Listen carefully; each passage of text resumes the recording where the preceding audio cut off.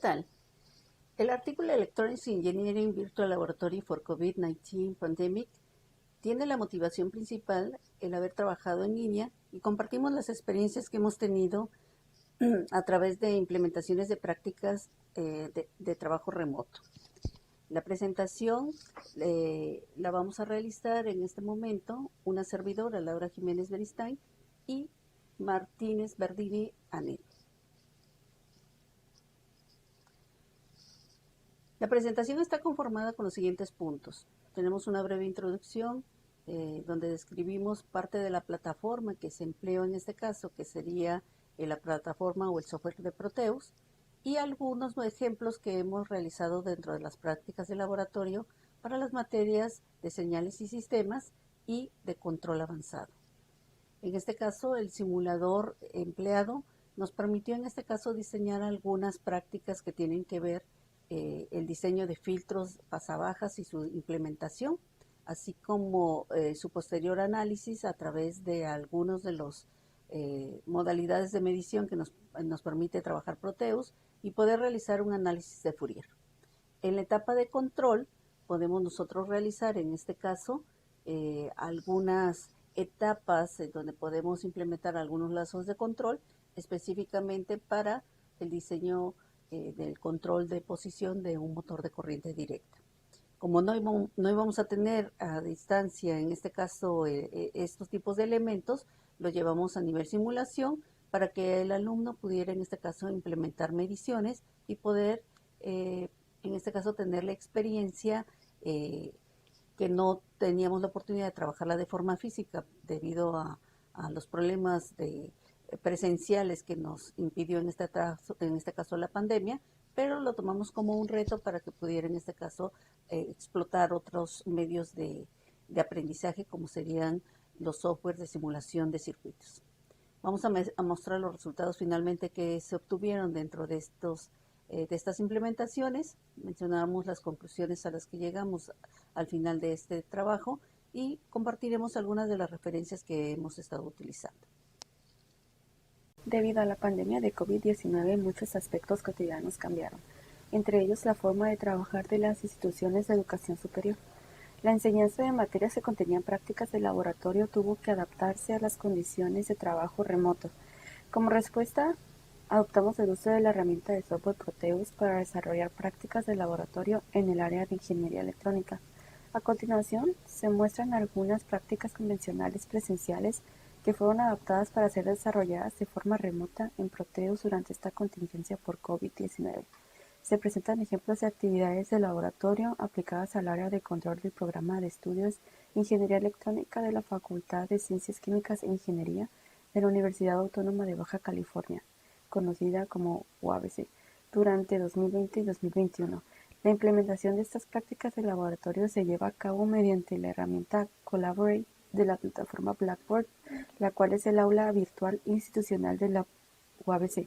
El uso de estas herramientas combinadas permite proporcionar al alumno la mayoría de las competencias que se obtienen en el laboratorio, pero bajo condiciones de pandemia.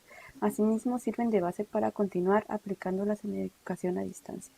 El análisis de Fourier es útil para analizar el contenido frecuencial de las señales y el comportamiento armónico de una señal, convirtiendo una señal al dominio de la frecuencia.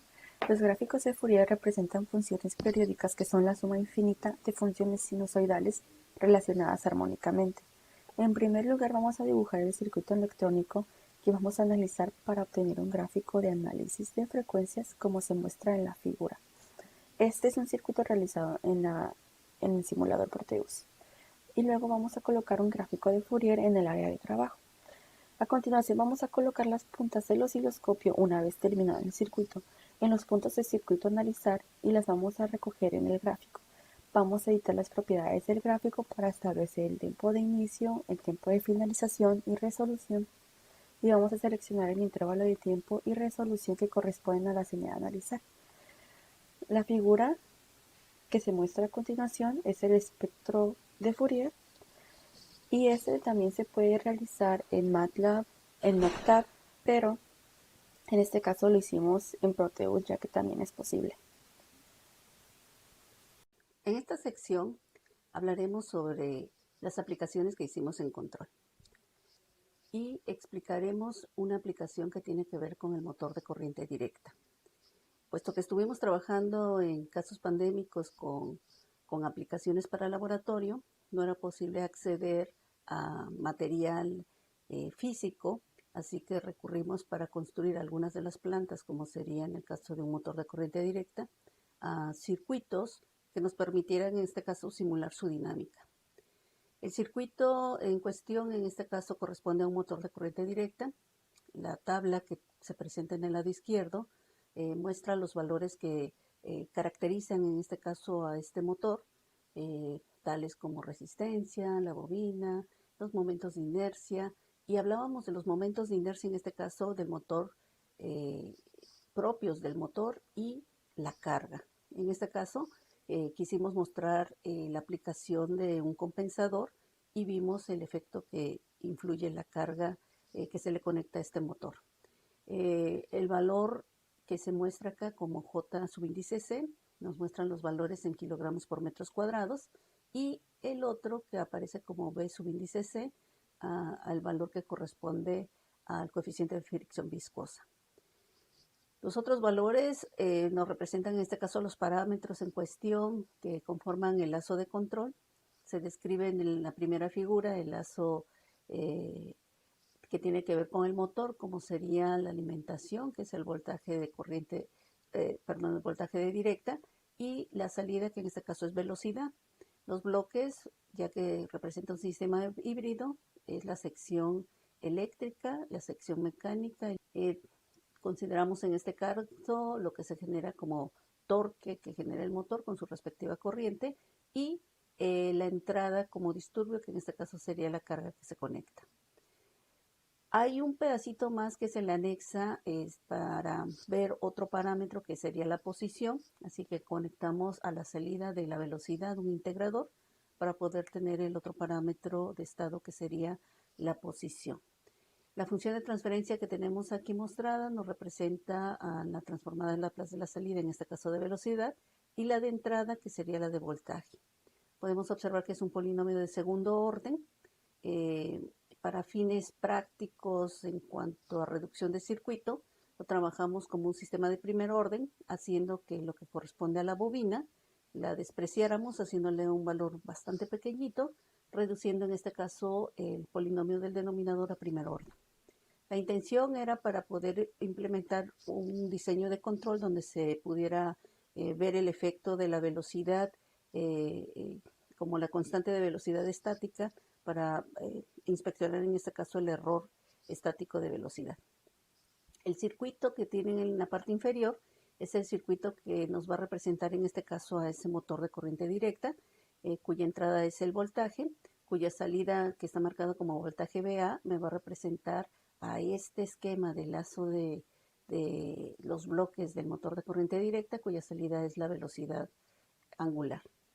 El otro circuito, que es un integrador, que en este caso la salida B0 me va a representar en este caso finalmente a la posición angular.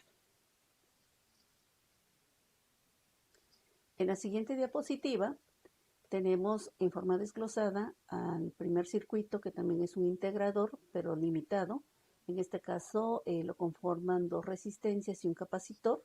La que se encuentra en la etapa de retroalimentación nos representa prácticamente el coeficiente que acompaña a S más la parte que está en el denominador, y esta constante de tiempo nos sirve en este caso para establecer el comportamiento dinámico del sistema. La parte del numerador pues lo conforma el inverso de la otra constante de R1 y C1, para que podamos nosotros obtener lo que sería el coeficiente del numerador. En este caso la inversión es por el tipo de conexión que tenemos.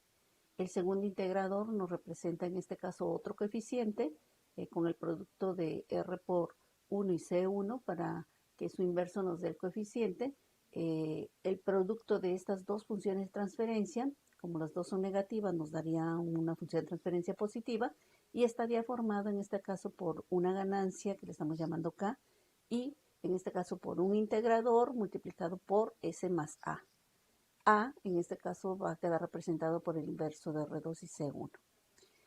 Para fines de poder utilizar Proteus y poder utilizar el osciloscopio que contiene Proteus y poder sintonizar a una frecuencia con una señal de entrada que sea un generador de señal cuadrada, teníamos que ajustar la frecuencia que nos permitiera trabajar con frecuencias mayores a la unidad, de tal forma que escalamos nuestra función de transferencia, que representa este motor de corriente directa, y la escalamos de la forma en la que se presenta en esta tabla.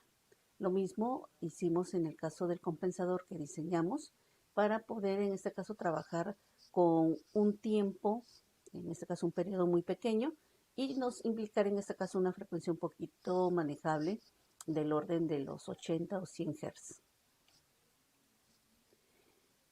En este circuito se presenta el compensador que se empleó.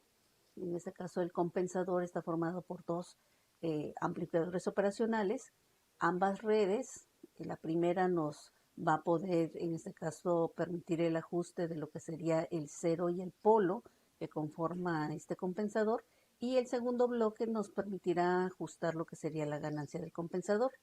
El esquema que está en el lado derecho nos representa el esquema que manejamos a lo que llamamos un compensador de adelanto, que el compensador de adelanto nos va a servir para hacer ajustes de la respuesta transitoria de nuestro sistema. Se muestra aquí lo que se le presenta al estudiante, que sería el reto, en este caso de diseño, en donde se le dan los requerimientos para que diseñe, en este caso, su compensador, de tal forma que la respuesta final de ese lazo de control nos permita tener una razón de amortiguamiento de 0.5 y una frecuencia natural de 5 radianes sobre segundos. Esto es un ejemplo, se pueden elegir y proponer al estudiante diferentes parámetros para que diseñe, en este caso, su compensador. Cabe mencionar que esta aplicación de control se les proporciona como reto al estudiante de sexto semestre de la carrera de Ingeniería Electrónica para que ponga en práctica sus conocimientos de circuitos, electrónica analógica y lo que está aprendiendo en materias previas como es modelado y control, y aquí en esta materia que se conoce como control avanzado pueda utilizar en este caso los conocimientos. El reto es un poquito elevado porque la competencia que se alcanza en materias de control avanzado es para poder en este caso integrar conocimientos de varias áreas de aplicaciones, y a veces el reto analítico podemos clasificarlo en una primera etapa y en una segunda en la parte de implementación para que el conocimiento quede integrado. Bueno, de los aspectos que toma en cuenta el estudiante cuando hace el diseño, una vez que hizo el cálculo previo, propone en este caso valores para los elementos. Generalmente empezamos con el elemento que es un poquito más complicado obtener, que sería el capacitor, y calculamos simplemente resistencias. Podemos hacer equivalencias de resistencias para formar finalmente puntos importantes que conforman esta función de transferencia, como sería la constante de tiempo, una segunda constante de tiempo que depende de un factor de atenuación llamado alfa. Normalmente cuando hacemos un diseño de compensadores en adelanto, la alfa debe de estar entre valores inferiores a la unidad. Para los casos prácticos, lo más pequeño que se sugiere que sea de 0.07. Esto cabe mencionar que es una sugerencia, dependiendo del aspecto práctico y de lo que permita a veces las configuraciones que implementemos, pues se va haciendo un ajuste para cuando se elige este valor de alfa muy pequeña. Pero generalmente son valores entre este rango de valor. Y finalmente lo que es la constante, la Kc, también la calculamos con esta relación de constantes prácticamente de tiempo. Algunas de las pruebas que realizamos de medición tienen que ver con el sistema retroalimentado. Como el diseño que se realiza con este tipo de compensador, se aplica un método que se conoce como el lugar geométrico de las raíces. Se trata en este caso de buscar la ganancia, buscar el polo, buscar el cero, que me permite en este caso alterar el lugar geométrico de las raíces y poder tener una respuesta transitoria de acuerdo a los requerimientos. Es importante hacer este lazo porque el estudiante cuando realiza el lazo en forma analítica y en forma simulada en software como MATLAB o Octave, puede en este caso ver lo que va a suceder en un gráfico del lugar de las raíces. Pero cuando realiza ya esta implementación en lazo cerrado y empieza a tomar mediciones, en este caso de voltajes, puede ya tener una idea más clara de lo que se realiza en todo este proceso. Entonces, la primera etapa es ver qué sucede con el lazo sin compensar para que pueda, en este caso, ver cómo se encuentra antes el sistema y comparar lo que va a suceder posteriormente.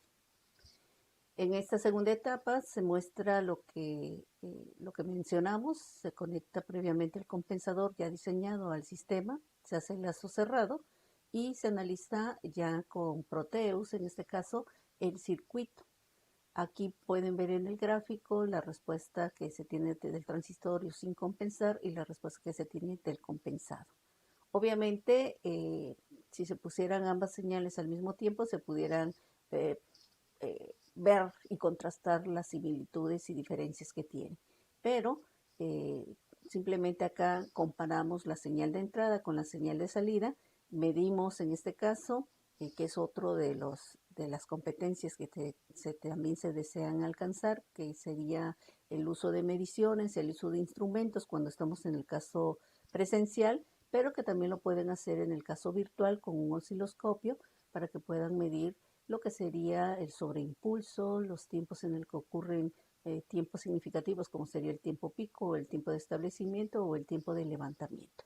E incluso puede ver el estudiante no solamente el transitorio, sino también puede ver un pedazo de lo que corresponde al estado estable. Aquí se muestra con las transiciones de altas y bajas del generador de funciones con el ajuste de la frecuencia elegida en base a la constante de tiempo que tenga el sistema, para que podamos en este caso apreciar lo que sucede sin compensar y lo que sucede con compensar. Acá, por ejemplo, se puede alcanzar a ver que la respuesta ocurre, si la comparamos con la que está en el lado derecho, ocurre un poquito más atrasada y la otra ocurre un poco más anticipada. Obviamente acá se mejoró lo que tiene que ver con el tiempo de levantamiento. A veces cuando se hace un ajuste con las características como las que nos estaban presentando, a veces se gana algo, pero se pierde otra cosa. Lo importante aquí es satisfacer los requerimientos y se puede apreciar en este caso, ya que nos marcaban una razón de amortiguamiento de 0.5, que el sobreimpulso se ve afectado. ¿Ok? Se gana tiempo, pero el sobreimpulso acá tiene esta afectación de acuerdo a los requerimientos que nos hayan solicitado. Bueno, en estas etapas pueden ver la etapa de la comparación y aquí se puso en el esquema de forma diferente. Primero se puso la planta y después el compensador. Obviamente acabé de mencionar que primero es el compensador, posteriormente la planta. A veces cuando lo estamos haciendo de esta forma y a veces cuando lo implementamos también, tenemos que tener muy en cuenta las impedancias que se manejan con este tipo de redes. Entonces, el acoplamiento ya de las redes eléctricas, pues a veces la impedancia de entrada y la de salida nos pueden dar algunos problemas en la elección de las resistencias que se hayan empleado y de los capacitores también. ¿Ok? Entonces, para este caso, pudo haberse puesto al revés, como se marca en este esquema, no afecte de ninguna manera en el ejemplo, que es los resultados que nos dieron. Finalmente, de la experiencia que se obtuvo con estos tipos de simulaciones en el aula, nos podemos dar cuenta que estamos más acostumbrados a trabajar en forma presencial, eh, con ayuda de un instructor. El reto principal que se obtiene en este tipo de trabajos es el reto de distancia, así que algo positivo que se logra alcanzar en trabajos como el que se muestra es la independencia del estudiante de seguir instrucciones y en este caso generarse cierto reto eh, para poder en este caso utilizar otras alternativas de aprendizaje. El uso de simuladores como fueron en el caso de Proteus o casos de diseño como MATLAB o Octave, pues nos permite trabajar y hacer una transición a otra modalidad que sería no presencial, como es la educación online. La plataforma del Proteus nos permitió obtener parte del conocimiento diferente a lo que tradicionalmente manejamos.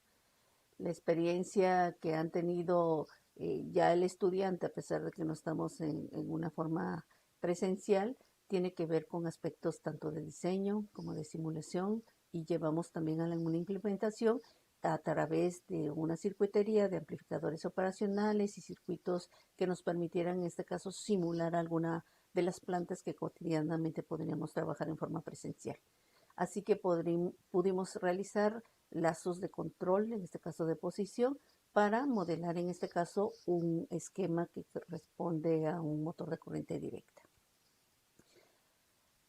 Dentro de las referencias que empleamos para realizar este trabajo son las que se muestran en esta diapositiva, que también se pueden consultar en el artículo que se presentó, y para cualquier duda que se hayan generado, estamos a la orden en los correos electrónicos que hemos anexado. Por nuestra parte es todo. Muchas gracias por su atención.